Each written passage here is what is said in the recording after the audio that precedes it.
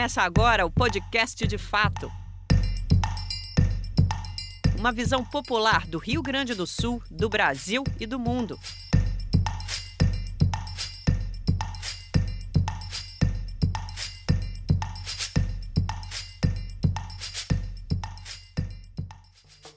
Olá, estamos entrando no ar com um podcast De Fato.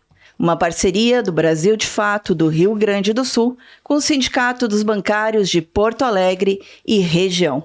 Gravado no Estúdio Hall, diretamente do Centro Histórico de Porto Alegre. Eu sou Kátia Marco e comigo no comando do programa, Ayrton Centeno. Salve, Kátia. Salve, Ayrton. Tava com saudade de ti. Imagina, eu também. Quase um mês, né? Quase um mês distantes, imagina só. Gente, eu não posso mais viver sem isso. Gente, depois de 2 semanas de interrupção devido à falta de energia elétrica e toda essa catástrofe que estamos vivendo ainda no nosso estado, voltamos com a gravação do nosso podcast. Sem novos programas, o nosso podcast esteve no ar durante essas 2 semanas com reprises, com importantes programas também gravados no ano passado, com o Leonardo Boff e o Frei Sérgio, tratando justamente dessa questão das emergências climáticas. O nosso tema de hoje, como não poderia deixar de ser, é a enchente que abala o Rio Grande do Sul, com mais de 500 mil de gaúchos e gaúchas fora de suas casas e dezenas de milhares em abrigos espalhados pelo estado. E principalmente mais de 160 mortes e dezenas de desaparecidos. Como sempre, em tais desastres, quem mais sofre são os mais pobres, muitas vezes levados a morar nas áreas de risco. Para conversar sobre isso, está aqui com a gente a deputada estadual Laura Cito, do PT, que é também presidenta da Comissão de Cidadania e Direitos Humanos da Assembleia Legislativa e que está acompanhando de perto esse drama. Também está com a gente o deputado estadual Adão Preto Filho, do PT, autor do relatório entregue no ano passado ao governador Eduardo Leite, do PSDB, pedindo maiores investimentos na prevenção de desastres climáticos. Isso que vocês ouviram. Bem-vinda, deputada Laura Cito. Olá, muito obrigada aqui pela oportunidade de a gente poder estar retomando aqui, né, Adão, o podcast e poder debater de maneira mais detalhada como tem sido aí o dia a dia desses últimos quase 20 dias. Muito bem-vindo, deputado Adão. Olá, Kátia, Centeno, minha querida colega deputada Laura Cito. Primeiro, agradecer a oportunidade, Kátia e Centeno, de estar aqui nesse momento, nesse espaço tão importante de comunicação.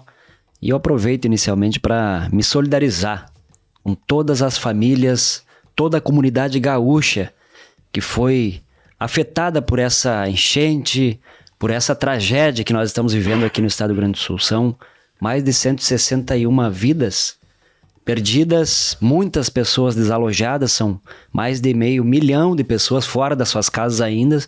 Então nós estamos acompanhando muito de perto essa situação.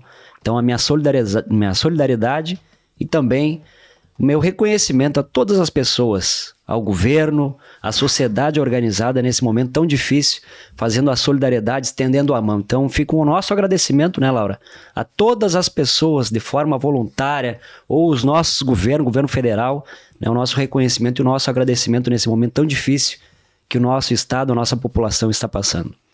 Eu queria começar justamente por aí, Laura, Adão. Vocês, enfim, estão aí, né, no olho do furacão e acompanhando diretamente essa tragédia, que vocês contassem um pouquinho o que viram, né, nesses quase 20 dias. Então, o Adão estava falando dos 500 mil de pessoas desalojadas, eu tô dentro desses mais de 500 mil pessoas que estão desalojadas, né? Fiquei pensando nisso, né? A gente normalmente fala em números, mas quando tu vivencia isso é muito, muito intenso, assim, né? Eu digo que eu acompanhei a chuva, porque eu estava em Santa Maria quando começou a chover, né? Tava em Itaara, e aí chovia como se o mundo fosse acabar, literalmente. E depois peguei a estrada, não fiquei presa na 287 ali por 20 minutos. Passei, a estrada fechou e consegui chegar em Porto Alegre. Eu fiquei pensando o quanto foi importante eu conseguir chegar em Porto Alegre para que pudesse pegar minha família, pudesse sair de casa, né? Fiquei todas as primeiras horas da chuva aqui. Eu sou moradora do bairro Sarandi, um dos bairros o bairro mais afetado, né? São mais de 26 mil pessoas desalojadas no bairro. E fiquei as primeiras horas de maneira intensa, tirando meus vizinhos da água, tentando organizar alojamentos sem nenhuma coordenação do processo de resgate por parte da prefeitura, do poder público municipal. Então, isso que o Adão falou é muito importante, né? A gente reconhecer a importância da população, da sociedade, que está sendo incansável, né? Para que a gente pudesse conjuntamente enfrentar essa catástrofe. Então, eu passei boa parte dos dias muito envolvida com os resgates, depois com os alojamentos. Estamos organizando pela Comissão de Direitos Humanos, junto com a ADOSU, junto com a FENADOULAS, com várias entidades, um abrigo de gestantes, né? Porque os abrigos também se tornaram uma discussão sobre a sua condição de sanitária mesmo, né? De dar um suporte necessário e seguro para um conjunto de populações. Uma delas são as gestantes, as puérperas, né? Bebês com até 40 dias retornarem para abrigos, onde nós já estamos numa cidade que tem, aqui em Porto Alegre, um surto de tuberculose muito grande. Então, são uma série de questões que já são debates na sociedade, que já são questões a serem tratadas, que no momento de desalinho como nós vivemos, isso se potencializa muito, né? Então, é necessário realmente um esforço conjunto do poder público para conseguir atuar e mitigar, né, os impactos de uma catástrofe desse tamanho. Né? Mas disseste também que tu fosse desalojada também. Sim. Conta um pouco sobre isso aí. Então, a minha rua, eu moro no Sarandi, no Parque Elizabeth, que está quase todo ele embaixo d'água. Eu saí da minha casa um dia antes de alagar a minha rua, porque eu imaginei, como eu estive no Vale Taquari, eu tinha uma dimensão de que poderia ser algo muito grande. Eu acho que quem não tinha visto, não tinha vivido isso, não conseguia ter dimensão. E aí eu falei com meu companheiro, disse, olha, vamos para casa da tua mãe. Ele, não precisa. Eu disse, olha, nós não vamos dormir com o bebê aqui, nós vamos levar ele para casa da tua mãe. E fomos. Quando era 4 da manhã, os vizinhos começaram a nos ligar, dizendo, olha, a água tá chegando. Nós voltamos pro Sarandi e começamos a convencer os vizinhos a sair de casa. Já pedimos a liberação de uma escola, a Escola Aurora, uma escola estadual, para que ela pudesse ser utilizada como alojamento. E passamos aquele dia todo convencendo as pessoas a saírem enquanto a água subia. Foi um processo ali, especialmente nesse primeiro dia na Vila Minuano, retirando as pessoas e levando elas para a escola. E subiu tão rápido que logo na sequência a própria escola começou a inundar. Então nós tivemos que transferir as pessoas de novo, né, para o Centro Vida daí naquela oportunidade. Então foi tudo muito rápido, tudo muito intenso e as pessoas muito incrédulas de que se daria naquela proporção a cheia, né, no bairro e na cidade como um todo, né? Então o meu núcleo familiar, mais 8 vizinhos morando na minha sogra nesses dias. Uau! É uma experiência, né? Adão, tu tem acompanhado também o pessoal mais da região metropolitana, né? Ali Viamão, enfim, a gente teve vários assentamentos em Eldorado do Sul também que ficaram completamente debaixo d'água. Exatamente, Kátia. Eu, nesses dias, como bem colocou a Laura, nós participamos ativamente, acompanhando primeiro o resgate, o acompanhamento às famílias, os abrigos, as cozinhas comunitárias, solidárias. Então está sendo, né, um trabalho intenso que não tem hora, não tem dia. E os primeiros dias ali, dia 1, dia 2 de maio, inclusive o dia do meu aniversário, foi uma angústia total. Eu não parei de receber ligação, mensagem de madrugada, 3, 4, 5 da manhã, as pessoas ligando desesperadas, pelo amor de Deus, manda um barco, manda um helicóptero nos buscar. Então, assentados aqui da região metropolitana, por exemplo, em Eldorado do Sul, né, eu só pedia no dia do meu aniversário de presente que pudesse salvar o maior número de vidas possíveis.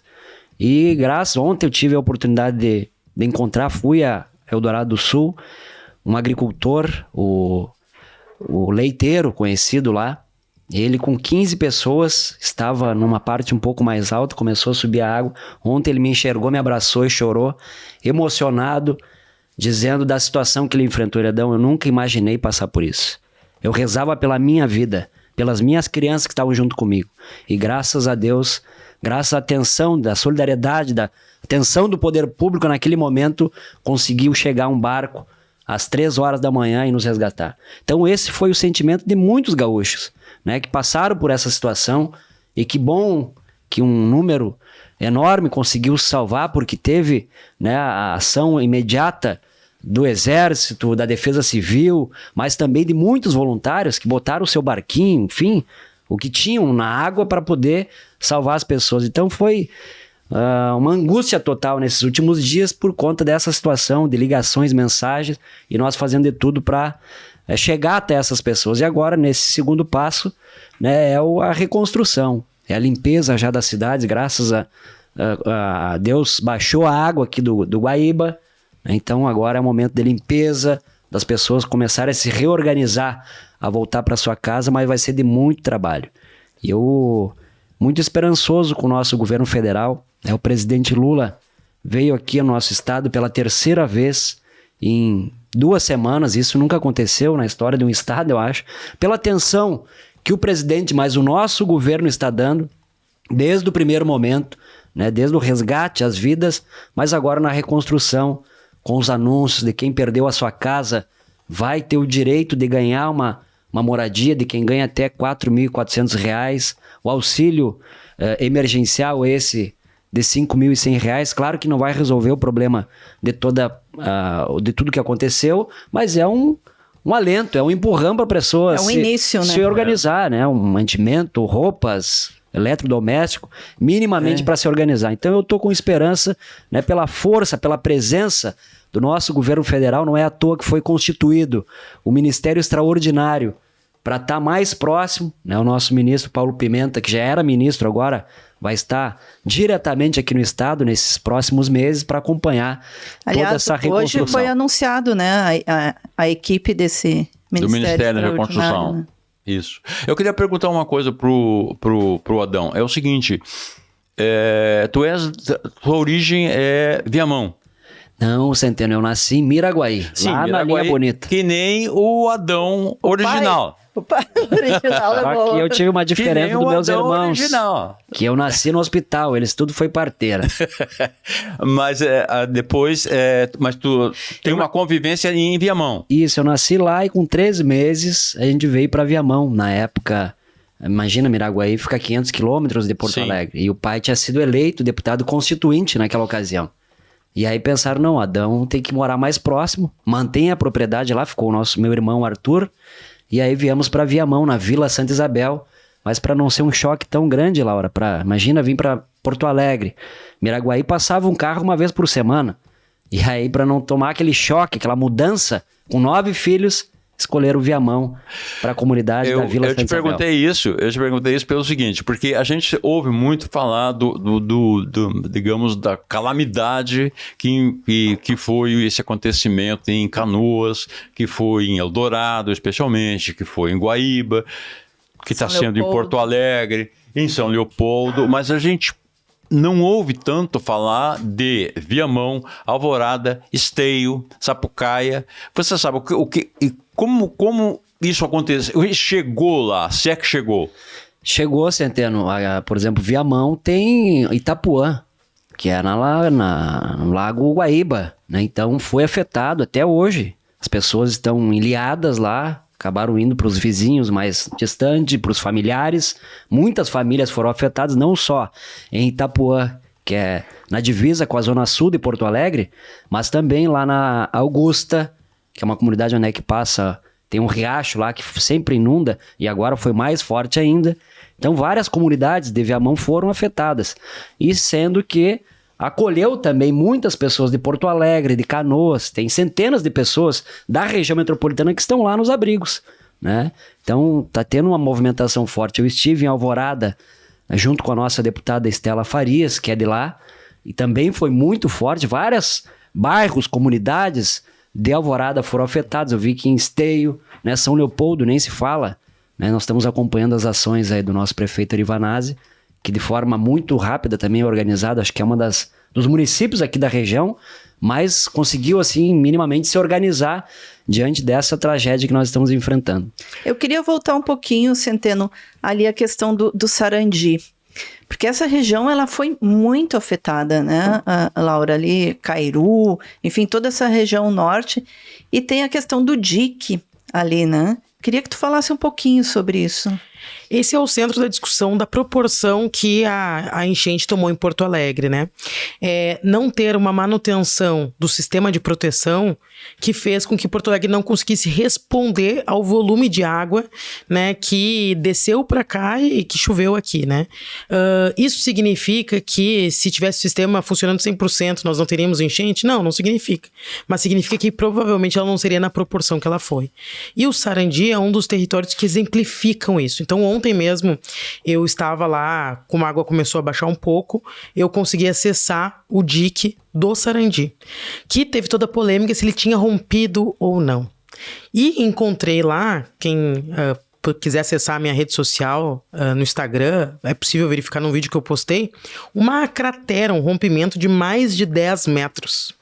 E quando tu olha o bairro para dentro, a Vila Brasília, que virou uma piscina, tu entende, né, por que vai ser um dos últimos bairros a água escoar e por que foi nessa proporção. Né? Porque o dique não deu conta, né? A casa de bombas não deu conta de bombear, porque ela estava sem manutenção, né? É incrível um vídeo que está viralizando na internet do prefeito Sebastião Melo na sua campanha em 2020, fazendo uma crítica exatamente lá nesse lugar que está inundado.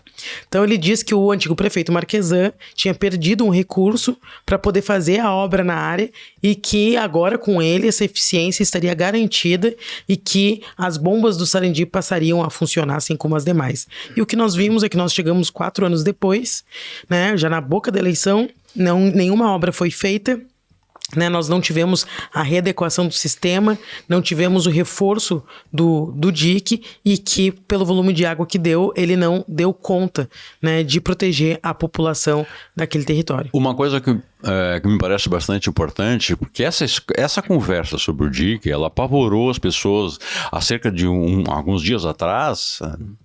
Final da semana, uma semana atrás, as pessoas estavam fugindo desesperadas porque havia informação que o dique havia se rompido.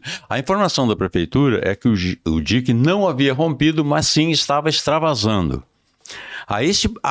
Hoje sabe que ele rompeu. Agora acho que a questão é saber quando aconteceu isso. Será que ele estava rompido lá atrás ou ele rompeu depois? Eu não tenho nenhuma dúvida que ele estava rompido lá atrás. Até conto essa cena de todo mundo correndo, que o meu marido estava lá resgatando as pessoas. Tava o pessoal do exército lá, ajudando nos resgates. Eles estavam perto, inclusive, do dique, e eles disseram, num primeiro momento, que o dique havia rompido. E por isso as pessoas saíram correndo. Porque se tu vê as pessoas do exército dizendo que o dique rompeu, e é um dique, para quem quiser pensar na internet, a dimensão, né? Tem várias imagens de sobrevoo que é possível ter dimensão. As pessoas não sabiam o que isso significava, mas sabiam que era muita água.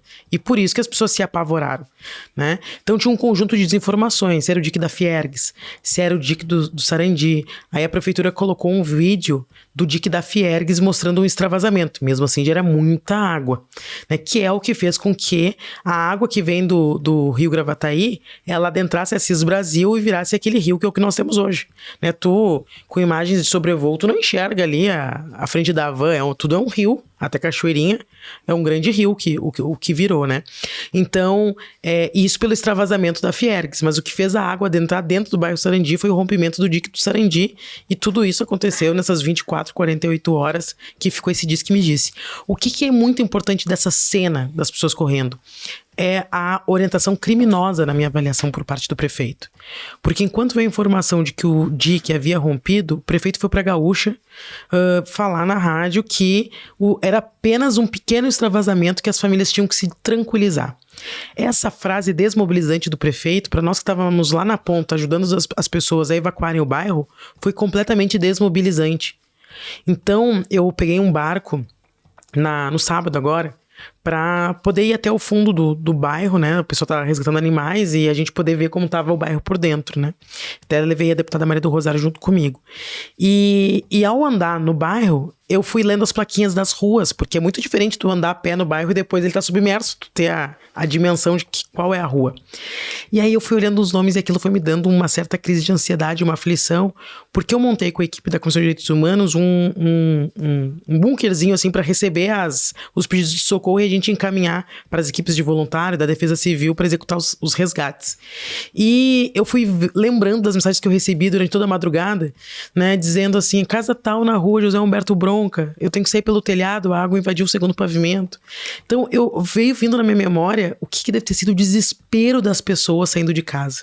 Então tu via as mãos sujas nas camisetas, as pessoas tentaram sair pelo telhado com saco de pão, com caixa de ovos, as pessoas e não conseguiram, porque os barcos não comportavam, então as pessoas tentavam ainda sair com alguma coisa e tinham que deixar essa coisa pra trás. Então quando tu anda de barco no bairro, tu vê essas coisas que as pessoas foram deixadas pra trás.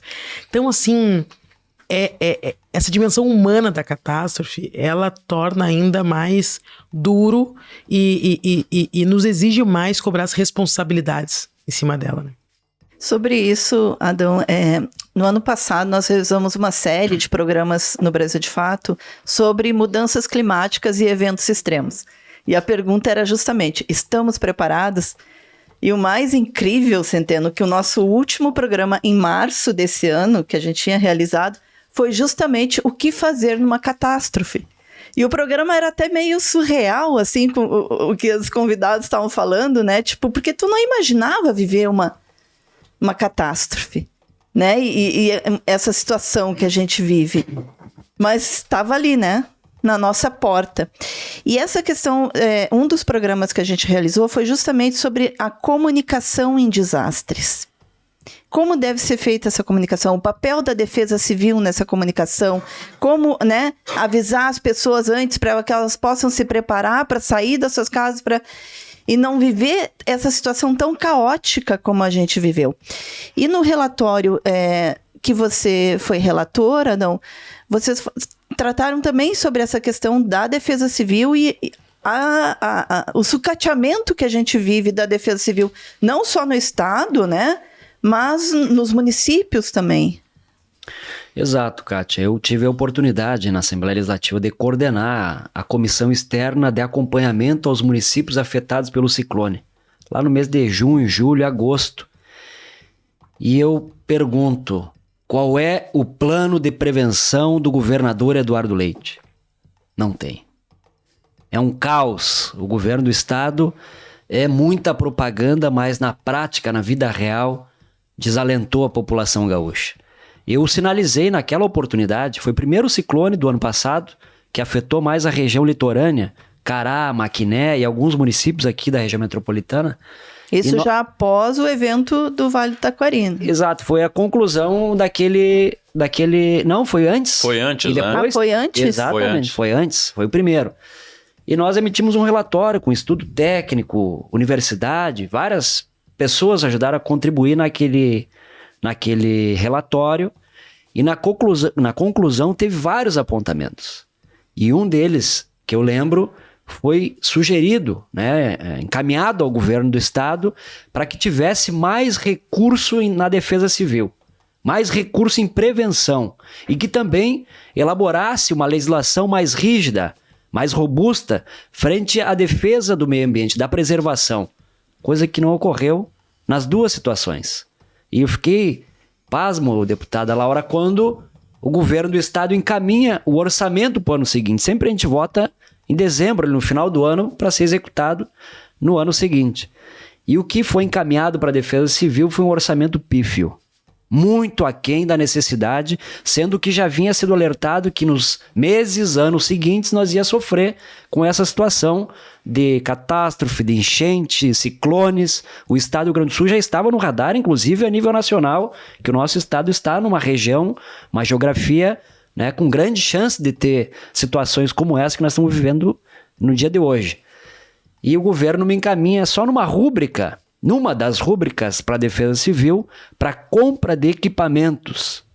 50 mil reais. Isso não se compra nem um veículo popular, né? É ali aquela rúbrica que é para comprar barcos, enfim, estrutura melhor.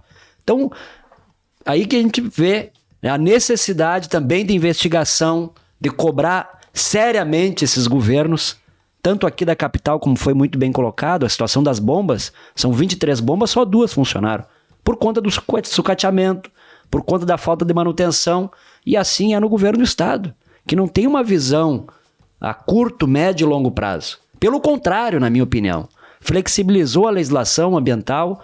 Nós tínhamos aqui, Centeno e Kátia, no Rio Grande do Sul, o melhor código ambiental do país. Vários estados da federação, de outros estados aqui do entorno ou do norte do país, copiaram o nosso código ambiental que foi constituído lá na década de 80. O governador Eduardo Leite, esse mesmo governador, no seu primeiro mandato, em 2019, alterou o Código Ambiental em mais de 480 artigos, flexibilizando. E esse é o retorno. A natureza volta.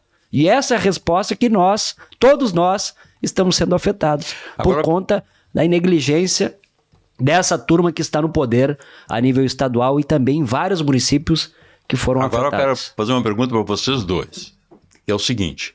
Eu acho assim, o Rio Grande do Sul está vivendo, né, o evento mais desastroso, até pela sua extensão, né, porque atinge quase todos os 500 municípios do estado. Então, é assim, é um desastre de proporções nunca vistas. Talvez seja, pela extensão também, o maior desastre, pelo número de pessoas que estão sendo tiradas das suas casas, o maior desastre da história do Brasil, talvez. Agora, isso seria seria imperativo, né, por conta desse acontecimento, seria imperativo que se abrisse uma comissão parlamentar de inquérito, não só no governo estadual, como uma comissão do mesmo tipo na Câmara de Vereadores ou nas câmaras de vereadores. Agora, ao mesmo tempo, e eu acho que vocês vão ser sinceros em relação a isso, acho que essa possibilidade, por exemplo, na Assembleia Legislativa é muito próxima de zero, não é? Pois nós estamos tentando, Centeno, já faz praticamente desde o início do mandato, tentar abrir uma CPI sobre o tema da energia, da Equatorial. Pela necessidade que tem, né? A população aqui é dia e noite faltando luz, por conta desta empresa que assumiu a CE.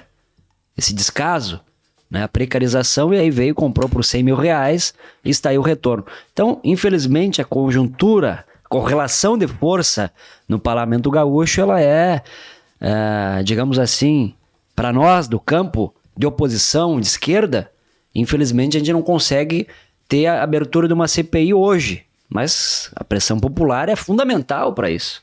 O anseio, a mobilização, né, espero que o Parlamento, que é para ser a casa do povo, o ouvido, a voz da população, os parlamentares que estão ali têm esse papel de investigar, de cobrar, de fiscalizar.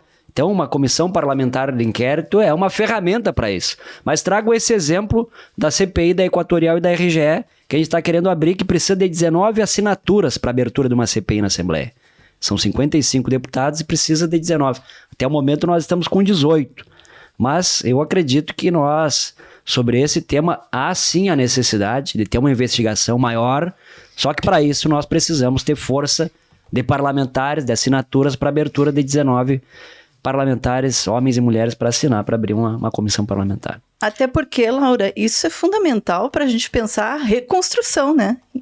Em que parâmetros? Qual vai ser os paradigmas civilizacionais dessa reconstrução, né? Sim. Eu acho que para ter uma CPI, tu precisa ter um objeto bem contundente, que questione uma responsabilidade criminal, digamos assim. Eu acho que a nível de Estado, o governo do Estado, nós não temos isso, né, para avocar um pedido de CPI. Agora, nós temos várias questões que são questionáveis. Um dos exemplos é a consultoria da Álvares e Marçal. Então, vai vir uma empresa norte-americana que por coincidência, já teve até como seu consultor no Brasil, Sérgio Moro, vem aqui, diz que vai fazer aí uma caridade de trabalhar 30 dias gratuitamente, tendo acesso a um conjunto de dados, a inteligência do Estado, e depois dos 30 dias. Vai fazer um tipo de orçamento com os nossos dados e depois vai vender o serviço, né? É um processo que nós não encontramos fiz uma notificação ao Ministério Público, porque ao procurar no Diário Oficial do Estado, não encontrei nenhum ato administrativo que firmasse o acordo, que explicitasse o método que vai ser de funcionamento, quais serão as atribuições, né, se eles vão utilizar-se da estrutura do Estado para oferecer seus serviços, se serão servidores, trabalhadores voluntários dessa consultoria que vão estar executando, como vai ser os custos desse processo, nada disso está nítido até o momento. Então eu acho que a partir daqui, já pensando nessa visão de reconstrução, entra-se aí uma lupa, né, ao observar a movimentação desses recursos e quais acordos serão firmados. Do ponto de vista de Porto Alegre, eu já acho que tem uma materialidade para um pedido de CPI, né? Então, na matéria que foi divulgada pelo jornalista Lennon Haas e que o deputado Matheus, né, também amplificou essa denúncia, ela é muito material. Então, nós tivemos aí, né, depois de setembro, que já tinha tido uma pressão muito grande da chuva sobre o sistema de proteção de Porto Alegre. Nós tínhamos tido um alerta no dia 29 de novembro de 2023 ao prefeito, né, sobre um pedido que estava andando pelo sistema SEI desde 2018, né, e que o prefeito não deu o seguimento adequado, atenção, priorização, que fez com que o dia 23 de abril, uma semana antes das cheias, um engenheiro fizesse um outro despacho no SEI perguntando: e aí, gente, cadê o cronograma da reforma das bombas? E que ninguém respondeu. Lembremos, façamos o traçado para trás, né, para o período anterior dessa cena. Nós tivemos, durante o governo Marquesan, o desmonte do DEP, desculpa. Tivemos durante o governo Marquesan o desmonte do DEP, onde um vereador de Porto Alegre, o Ramiro Rosário, era o secretário de serviços urbanos. Nesse período aí, né, se repassa o processo de manutenção das bombas para o setor privado fazer. Aí vai entrar bomba sinos, né, enfim, né, para fazer esse serviço. O servidor que era fiscal, que fiscalizava o sistema de manutenção, Thierry Moraes, segundo uma matéria do Intercept, né, ele era o fiscal responsável por fiscalizar essa empresa e, na sequência, né, alguns anos depois, ele se exonera da prefeitura e passa a ser diretor sócio nessa empresa responsável pela manutenção. Então, a famosa porta giratória. Ele fiscalizava, depois ele foi ser sócio dessa empresa que deveria prestar um serviço que não foi executado e que por isso que nessas chuvas nós tivemos a inundação da cidade. Tanto em setembro, né, quanto de forma muito pior agora em maio. Então tu tens uma linha do tempo que precisa ser investigada pelo Ministério Público de Contas, né, pelo Ministério Público, que intui ali que há um problema que talvez possa ter, né, alguma imputação criminal, né, ou no mínimo de prevaricação por parte dos gestores públicos, né? Então, tu teve em 2018 um aviso, o mesmo secretário, Ramiro Rosário, que extinguiu o DEP, que passou para a iniciativa privada, né? Quando teve um servidor em 2018 que avisou que precisava de reforma nas bombas, que, né, engavetou, né, colocou lá para baixo da pilha de processos esse pedido, que depois das chuvas em setembro se lembrou-se disso, se puxou de volta, se avisou o prefeito Sebastião Melo que não deu tanta importância.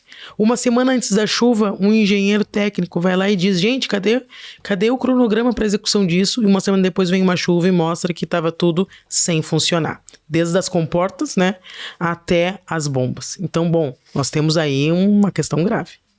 Tu sabe que a gente lançou uma entrevista no dia 4 de outubro de 2023, né, logo depois das enchentes, com uma arquiteta que fez um estudo. A tese dela, de final do curso, foi sobre o cais Mauá e um estudo para evitar justamente as enchentes. E o título da entrevista foi: Porto Alegre pode viver uma enchente pior do que de 1941. Então, assim, os sinais estavam aí, né? É verdade. E aí tem uma questão, voltando a essa questão da Albert e Marçal, né? porque, como tu mencionastes, seria, digamos assim, pro bono, né? Uma coisa gratuita no início, nos primeiros 30 dias. 6 meses, né? Dias, alguma coisa assim. 6 meses. Eu acho que é menos, mas enfim. Nada é gratuito. Como eles mesmos vão dizer, né? Mas assim, o jornalista Luiz Massif, no seu site GGN, ele fez um levantamento sobre o comportamento da Álvares Marçal em outros episódios semelhantes. E então ele observa que em St. Louis, que é uma cidade do Missouri, nos Estados Unidos, o contrato também começou sem que a prefeitura pagasse, né? Só que depois, imediatamente, a Álvares Marçal ganhou um contrato sem licitação de 16 milhões de dólares. Isso lá atrás, faz uns 10 anos, uma coisa assim, né? E é outro fato, né, que é relacionado a esse modo de atuar da Álvares Marçal, que é o seguinte: eles chegam nos episódios dos quais eles participaram, eles chegam com um catecismo, o catecismo da privatização dos serviços públicos. Inclusive, em Nova Orleans, houve a demissão de 7 mil professores de escolas públicas. Quer dizer, um avanço, um passo adiante, no caso, na educação. Ou seja, privatização e gentrificação, retirada das pessoas, aconteceu com Katrina, com o furacão Katrina, após o furacão Katrina em New Orleans, e demissão em massa de funcionários. Acho que é uma coisa que tem que se manter alerta em relação a isso também, né? Eu não tenho nenhuma dúvida. Uma das coisas que mais me atentou a esse processo, como os liberais mesmo gostam de dizer, não tem almoço grátis, né? Então, essa perspectiva de uma empresa que já tem um passado, né, recente, de ter uma solução privatista que ela serve, né, aos interesses do governador Eduardo Leite e do prefeito Sebastião Melo. Ambos fizeram esse contrato aí free no início, né? É que nem aquelas coisas que a gente contrata pela internet, né? Exatamente. Os primeiros dias é grátis. E depois a conta vem, e ela vem sobre os trabalhadores, né? Então tu já tens um processo do ponto de vista da especulação imobiliária, tu já tens um processo de gentrificação e uma previsibilidade do ponto de vista do desenvolvimento local que envolvia uma reintegração de posse que agora foi possibilitada pela força da natureza, né? E do ponto de vista a nível estadual, o governador Eduardo Leite já apresentou, quando ele ficou falando em plano Marshall, né? Ele já apresentava ali que iria aproveitar, digamos assim, da crise para aprofundar o seu processo de reforma do Estado, que é o que ele tem feito até aqui, liquidando o patrimônio público, arrochando os trabalhadores, e que essa seria a sua solução. Esses dias eu fiz um tweet, Adão, que viralizou, que era nos dias do anúncio do Lula, dizendo que o Lula tinha enterrado o Estado mínimo na frente do Leite, né? Com o Estado máximo. E é exatamente isso que aconteceu. Eu acho que a vinda do presidente Lula, demonstrando que, num momento como esse, é a mão do Estado, a força do Estado, e nós temos muita coisa qualificada, nós temos nossas universidades, a nossa academia, que inclusive deu todos os alertas para nós, né? Durante todo esse período, com pesquisa, 90% da pesquisa no Brasil é produzida nas nossas universidades públicas, inclusive, em grande maioria. Nós temos muita inteligência a ofertar, assim como os próprios técnicos do Estado. Portanto, soluções liberais, elas têm apenas uma perspectiva de implementar uma visão do mercado de capitalizar na crise. Porque, como o mesmo mercado diz, toda crise também é uma oportunidade. Porém, não para o povo, né? Além do Estado mínimo, né, que ficou muito claro que, enfim, estamos vivendo consequências, né, graves dessa escolha política de privatizações, enfim, também estamos enxergando, né, Adão, que a mercantilização dos bens naturais vai nos levar cada vez mais a catástrofes piores, né? E nesse sentido, tu tem um projeto, né, que é da questão do fortalecimento da agroecologia, enfim, da agricultura orgânica. Exato, Kátia. Foi muito bem colocado aqui. Esse também é a derrota de um modelo. Derrota de um modelo de Estado mínimo, da privatização, do sucateamento, do congelamento de gasto, do teto de gasto. E agora estão vendo a necessidade de um Estado forte. O presidente Lula... Inclusive, eu não posso deixar de te interromper. Inclusive, tem que comentar que a Fiergues, a Fiergues quer Estado máximo também. né? Já apresentou tua conta, né? Sim, o argumento é que preservando o CNPJ se preserva empregos. Como se houvesse preocupação com o emprego. Exato, por parte dele. Nesse sentido, Centeno, aqueles que defendem o Estado mínimo estão clamando pelo Estado máximo. Então, a necessidade de um Estado forte, presente, dando atenção para as pessoas, para os setores produtivos, e é isso que o governo federal está fazendo. E com muita propriedade, com muita legitimidade, né, que foi eleito nas urnas com esse projeto de atender a população e atender bem. Então, nesse sentido, Kátia, nós temos que pensar a médio e longo prazo. E foi o primeiro projeto de lei que eu apresentei na Assembleia Legislativa, logo depois da posse, elaborado também com agricultores, com a academia, com a universidade, com cooperativas. Pensamos uma política estadual de fomento à agricultura regenerativa, sustentável e biológica.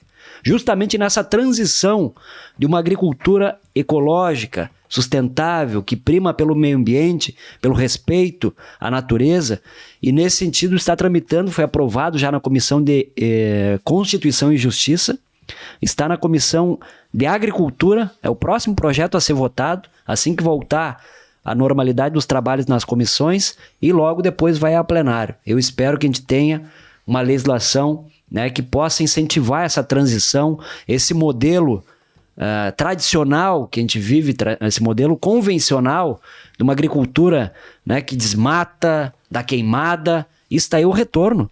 Nós precisamos fazer com que os agricultores possam ter essa alternativa também, de uma transição, né, que possa ter incentivo do governo. Inclusive, eu sugiro nesse projeto que os bancos públicos possam ali ter incentivos com juros muito menores, né, para o agricultor que queira fazer essa migração, para que ele tenha na sua propriedade, ou através da cooperativa, da associação de agricultores, uma biofábrica, e possa ter autonomia também. Não fica refém dessas grandes multinacionais que só pensam no lucro e não pensam no bem-estar. Então, nesse sentido, é um projeto amplo, que nós queremos assistência técnica, né? Queremos que o agricultor possa produzir mais, que é comprovado, inclusive, pela Universidade de Santa Maria, Universidade de Pelotas, que através dos bioinsumos consegue-se produzir 30% a mais do que a forma convencional. Nós temos exemplos já disso.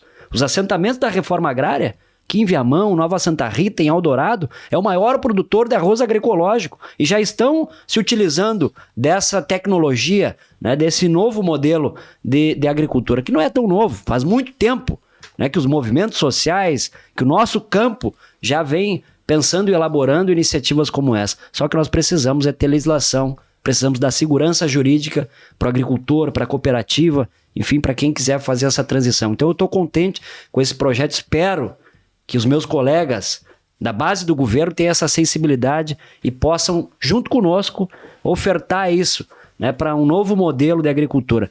E eu estava pesquisando, né, vários estados, por exemplo, países, a Califórnia, por exemplo, dos Estados Unidos, que era um estado conhecido como fast food, agora já está fazendo essa transição e já quase se tornando um reino da agricultura ecológica. Conseguiram fazer. Então a gente percebe que não é só o nosso campo, né? As pessoas, digamos assim, que têm uma visão capitalista, estão vendo a necessidade dessa transição. O Haiti, que era um país que sofreu muito também com mudanças climáticas, fez essa mudança, fez essa transição para a agroecologia. Então é uma necessidade da sociedade. Só que para isso nós precisamos de projeto, de coragem e também que a sociedade possa ter essa consciência de um futuro... Cobre isso, né? Um futuro com mais defesa e preservação do meio ambiente. Tu sabe que teve uma entrevista do Ailton Krenak, no Brasil de Fato, em que ele diz que a sociedade está estragada e que a gente precisa acabar com as monoculturas em tudo, né? As monoculturas do agronegócio, que também tem uma responsabilidade nisso que a gente está vivendo, assim como a destruição do bioma pampa, né? E conseguir fazer essas conexões, né, para trazer as causas do que a gente está vivendo, eu acho que é um papel nosso, né, enquanto uma comunicação popular, uma comunicação comprometida com a vida, né, e com a humanidade.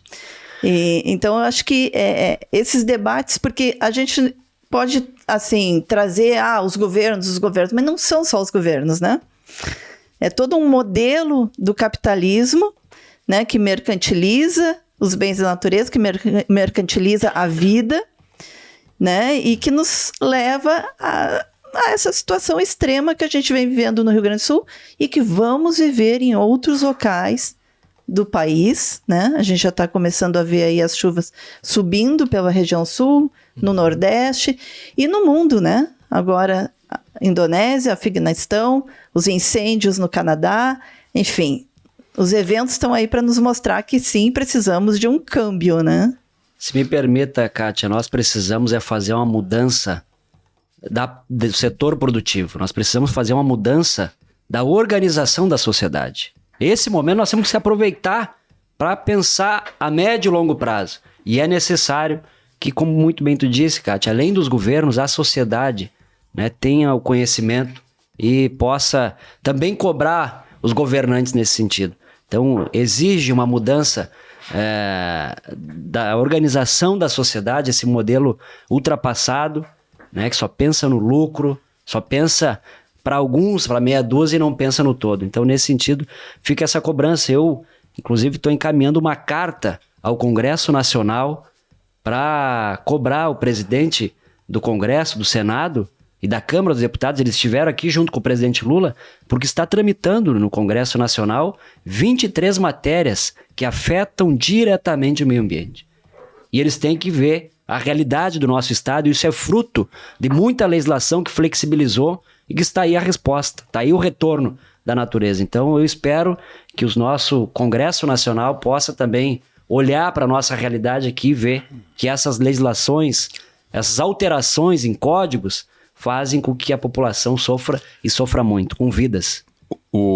Agora, ainda em cima do que estás falando agora, é bom observar que um desses projetos que é tocado como relator por Lucas Redecker, que é do PSDB, aqui do Vale, e que originalmente o relator inicial era o Alceu Moreira, também daqui, do MDB. Esse é um projeto que afeta duramente os chamados campos nativos, né? E a possibilidade da agricultura empresarial avançar sobre os campos nativos. Essa é só uma observação que eu quero fazer. Mas vocês dois acham que, como o Eduardo Leite passou a sua boiada nesses 4 anos, tranquilamente. Vocês acham que isso pode mudar? Vocês sentiram alguma coisa com os colegas, assim, que isso aí, tipo assim, não vai ser tão fácil passar coisas do gênero aqui na Assembleia? Acho que vai depender muito, desculpa, posso? Vai. Acho que vai depender muito da sociedade. Acho que essa pergunta é muito importante. Eu estive na China mês passado e acompanhei alguns modelos de cidades resilientes. Porque o processo da China de construir um processo de industrialização levou a eles a taxas ambientais terríveis, né? E a comunidade internacional, em vários espaços, tem forçado com que as grandes potências elas se comprometam em ter transformações no seu modelo de produção, né? Que sejam mais sustentáveis. E a China tem dado um exemplo para o mundo, né, de que é possível tu recuperar leitos, que é possível, né, tu mitigar o desmatamento, né, mas isso perpassa não só por uma opção do poder público sobre o seu modelo de desenvolvimento, mas um compromisso também do setor privado. E eu acho que essa é a chave que nós precisamos virar no Brasil, né? Não adianta ter lá uma propaganda falando que agro é pop, agro é tudo e mostrando pequenas experiências ali, né? Tu precisa de fato mudar a lógica, porque nós estamos, não só como país, como estado, mas como humanidade, né? Entrando numa curva da história que nós precisamos decidir se nós queremos um modelo de desenvolvimento como Elon Musk diz, que nós vamos pegar e tudo que tem de riquezas no mundo, depois o 0,0001% vai para Marte, viver dessa riqueza que roubou do resto do planeta, ou se nós queremos preservar esse planeta para que nós possamos viver aqui com dignidade, né? Então, mesmo para quem defende uma agenda liberal, essa questão ambiental, ela também entra como elemento central. O que o Adão falou é exatamente isso, né? E nós precisamos, enquanto sociedade, avançarmos culturalmente, digamos assim, nesse entendimento para que nós possamos, aí, a partir disso, conseguir incidir sobre a opinião também dos entes públicos. Porque, infelizmente, Centeno, respondendo objetivamente a pergunta, um deputado, uma deputada que está ali sentado, ele está preocupado se ele vai dialogar com quem colocou ele ali sentado.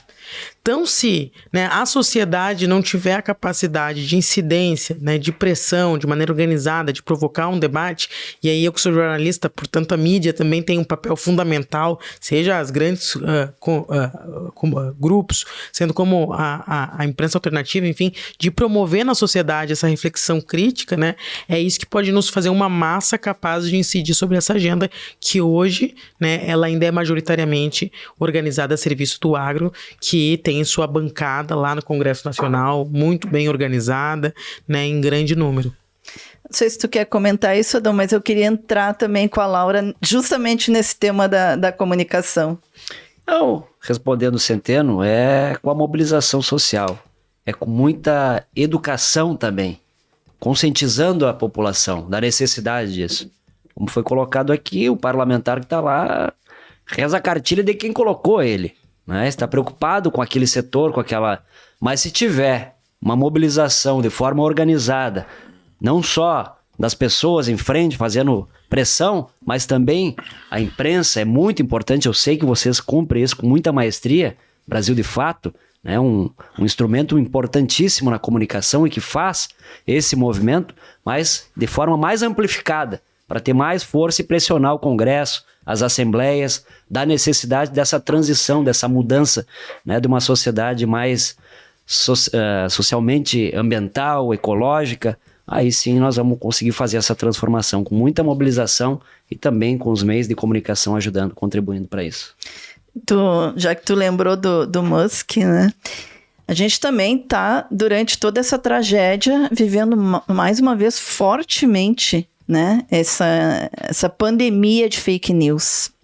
Enxurrada de... Outra enxurrada. De fake news, de desinformação, essa política rasteira, que a extrema-direita faz e tenta tomar vantagem a partir da desgraça das pessoas, Laura?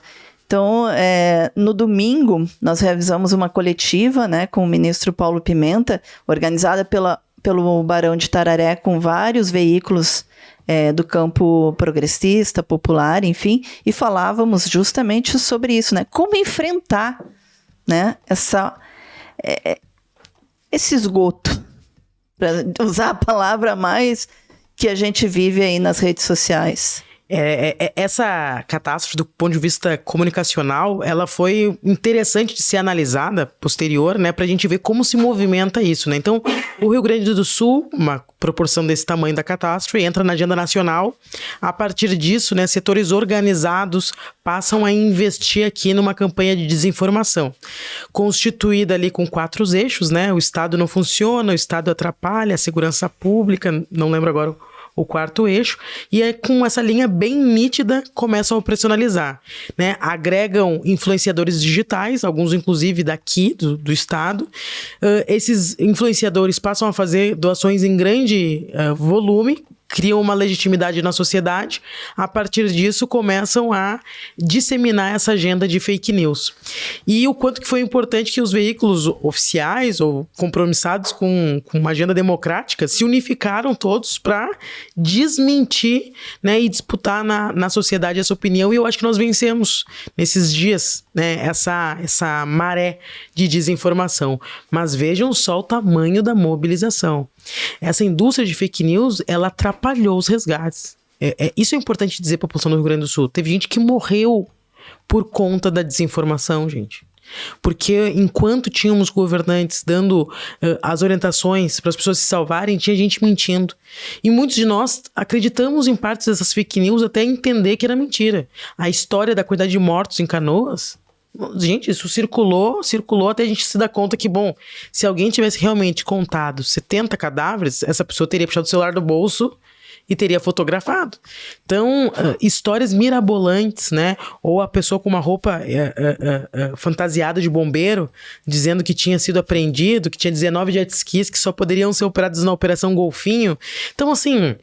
Desvio de doações. Então, os primeiros dias foram muito caóticos do ponto de vista de organizar ajuda humanitária por conta da indústria de fake news. Então, todos os setores democráticos da sociedade, não só da política, da sociedade, precisam estar atentos, compromissados e ativos em combater, né, as fake news, que são um instrumento do fascismo, né, para desorganizar a sociedade, para desestabilizar governos, né, e a partir disso conseguir adentrar com uma agenda autoritária e totalitária.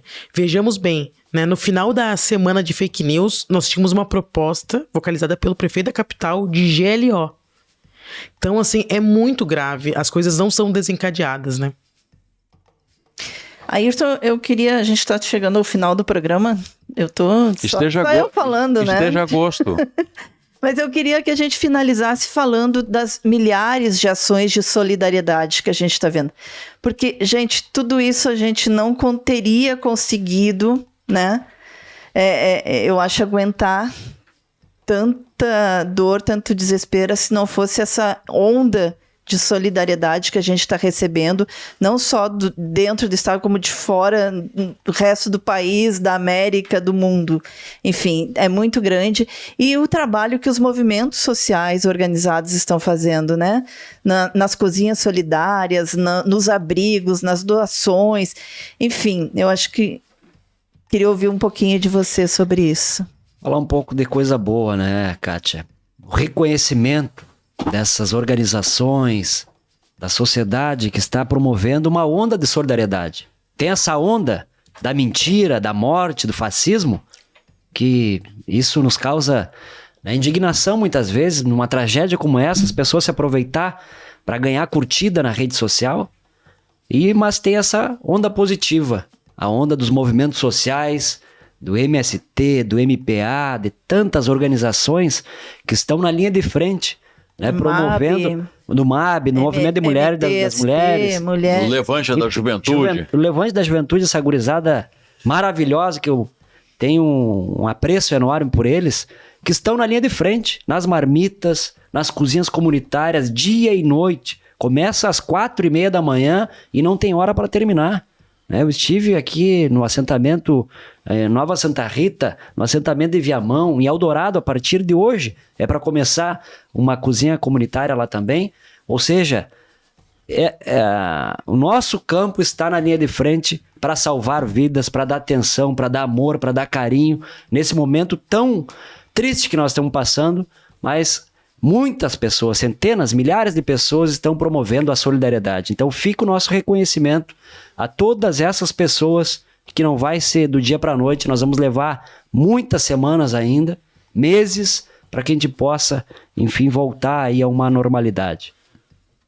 Não, a gente às vezes fala que num momento de crise como esse, o pior das pessoas sai para fora, mas o melhor também sai, e o melhor foi muito maior, né, nesse contexto. Então não tem nenhuma dúvida que a ação dos movimentos, da sociedade desorganizada, né, ainda assim também teve um peso fundamental. Eu tenho acompanhado também, né, esse movimento das cozinhas, né, a turma do MST, do MAB, do MTST, que inclusive teve o caminhãozinho ontem, né, apreendido, né? Um caminhãozinho que tem entregue aí 10 mil quentinhas, né, por refeição diariamente. Então, assim, é desumano, digamos assim, né, a gente pensar que alguma ação possa conter, né, tamanha solidariedade para enfrentar. Hoje, nós temos aí algumas cidades, que é o caso de Viamão, Alvorada, Gravataí, que foram menos impactadas, mas que estão recebendo muitas pessoas das demais cidades impactadas. Só Gravataí, por exemplo, tem 10 mil pessoas a mais que não são de Gravataí em Gravataí, né? Alvorada e Viamão, que são mais perto das áreas atingidas também, de mais fácil acesso também. Então, essa solidariedade das pessoas que estão recebendo amigos, vizinhos, até desconhecidos nas suas casas, os movimentos sociais, né? Isso é o que deve ser as figuraças da semana, mas do processo, né?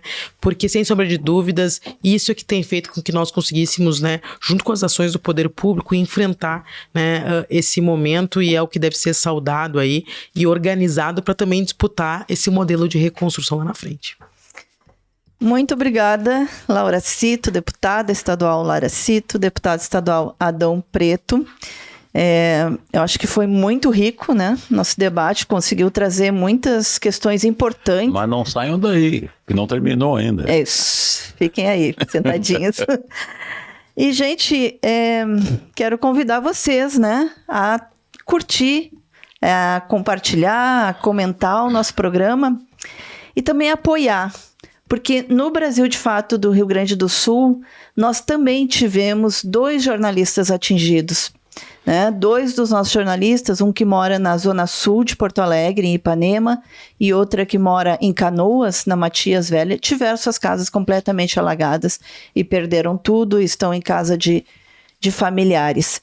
Então a gente está com uma campanha emergencial para conseguir ajudar esses nossos colegas, mas também para fortalecer a nossa equipe, porque o Brasil de Fato ele foi incansável desde o primeiro dia, né? Trabalhamos entre 14 e 15 horas por dia para dar conta dessa cobertura e dessa cobertura com esse olhar humanizado, essa cobertura com esse olhar a partir da sociedade organizada, dos movimentos sociais, das ações de solidariedade que estão acontecendo aos milhares.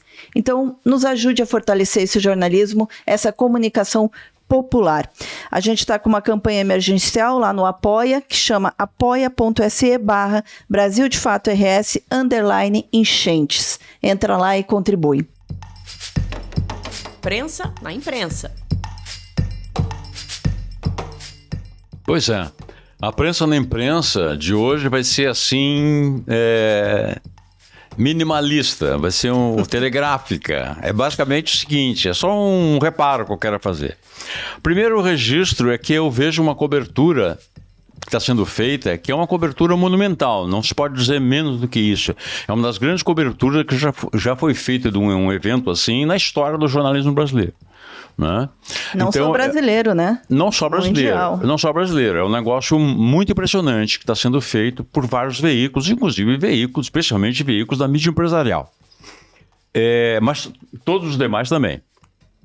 E eu acho que nós estamos focando agora, que é o correto, no drama humano das pessoas, das famílias, das cidades que foram devastadas por esse evento, né? Então, é preciso aplaudir essa cobertura. Só que nós já estamos 3 semanas, né? 3 semanas. Nós estamos num ponto que eu acho que é um ponto de virada dessa nossa cobertura. Independentemente de continuarmos tratando desses assuntos que temos tratado até agora, eu acho que é possível agora dar o passo seguinte. O passo seguinte qual é que é? Apuração de responsabilidades. Eu acho que esse é o papel da mídia agora. Quem foi responsável? Quem teve participação nisso? Quem aumentou de modo absurdo as perdas materiais ou humanas dessa situação toda que nós estamos vivendo? Eu acho que esse é o momento de dar o passo além.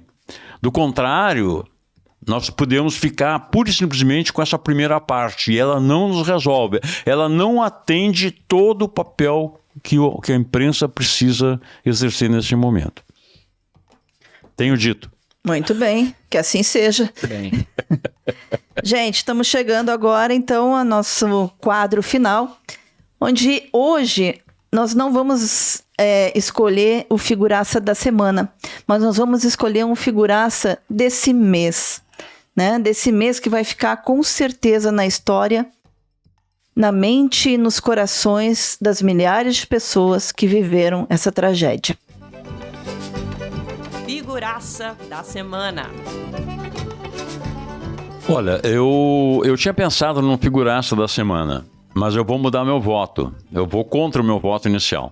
Eu tinha pensado em quem? Eu quero falar rapidamente sobre isso porque eu acho que é importante. Eu tinha pensado no Oliver Stone.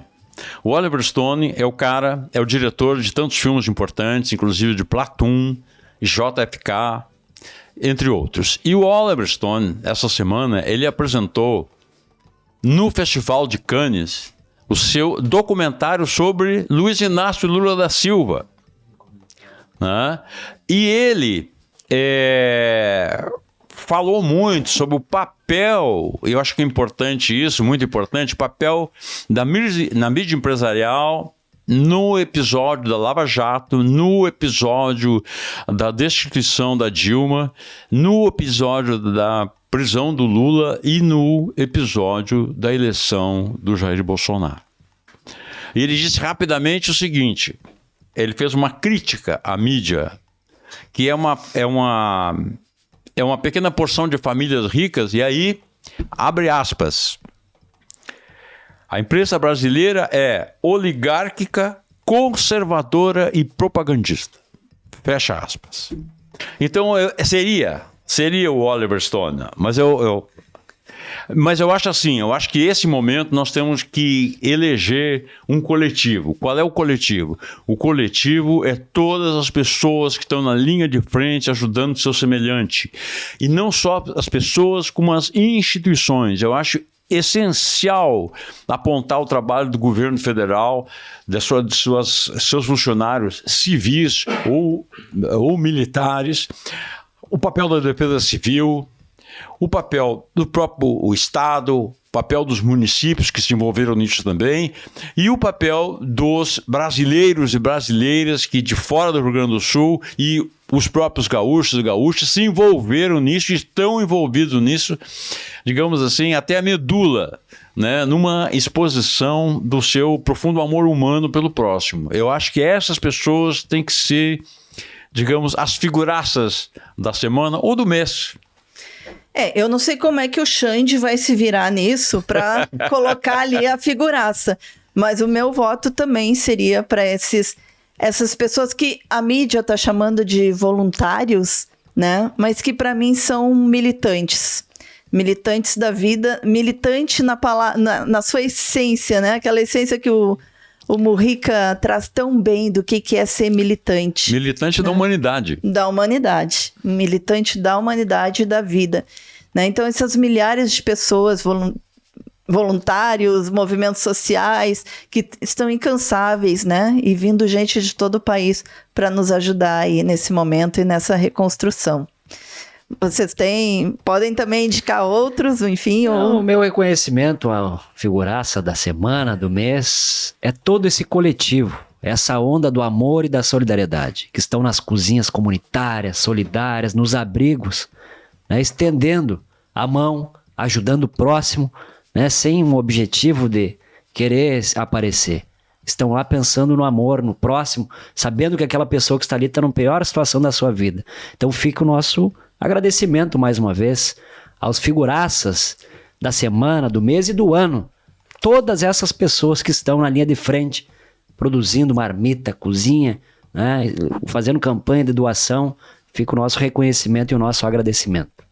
Não tem como ser diferente, né, gente? Eu tive, andando por aí, encontrei várias pessoas que tinham perdido tudo e que estavam na linha de frente ajudando outras. Tem um vizinho meu lá do Sarandi, seu José, que ele vem lá da Restinga, porque ele conseguiu ficar num parente da esposa do filho dele. E ele só tem dinheiro, que a passagem de Porto Alegre é muito cara, só tem dinheiro para pegar um ônibus, que desce na Plínio e vai caminhando até o final da CIS Brasil e passa o dia todo ajudando na limpeza, na entrega de alimentos, descarregando doações. Ele disse, eu vou ficar em casa chorando.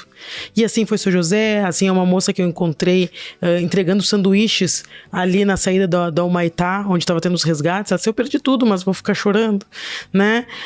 E assim foram muitas as pessoas, né, que tendo perdido ou não tudo, mesmo assim, entregaram o seu tempo para tentar ajudar, né, colaborar para que a gente pudesse enfrentar isso. E eu acho que, eu não sei se esse é o sinônimo da palavra militante, mas eu acho que talvez esse seja o sinônimo pleno da palavra cidadão. Porque exercer a cidadania, viver o local, o território, né, com humanidade, né, é isso, né? É esse ápice de empatia. E eu acho que esse é o melhor de nós que foi exposto aí, está sendo exposto nesse período. Né? Então é isso, gente. nossa figuraça é essa coletividade. Porque mais uma vez ficou provado que ninguém se salva sozinho. Ou nos salvamos juntos, ou não nos salvamos. Ninguém larga a mão de ninguém. Quero mais uma vez te convidar para apoiar o nosso jornalismo, apoiar a comunicação popular, entrar lá no nosso site, brasildefators.com.br, e lá tem o link da nossa campanha do Apoia-se, né? Essa campanha emergencial que a gente está fazendo aí, o apoia.se/BrasilDeFatoRS_enchentes, para conseguirmos fortalecer a nossa comunicação, termos mais gente nessa cobertura e nessa cobertura tão importante da reconstrução, porque esse debate está colocado. Essa disputa vai se dar na sociedade e a comunicação para fazer essa disputa de visão de mundo, ela é fundamental.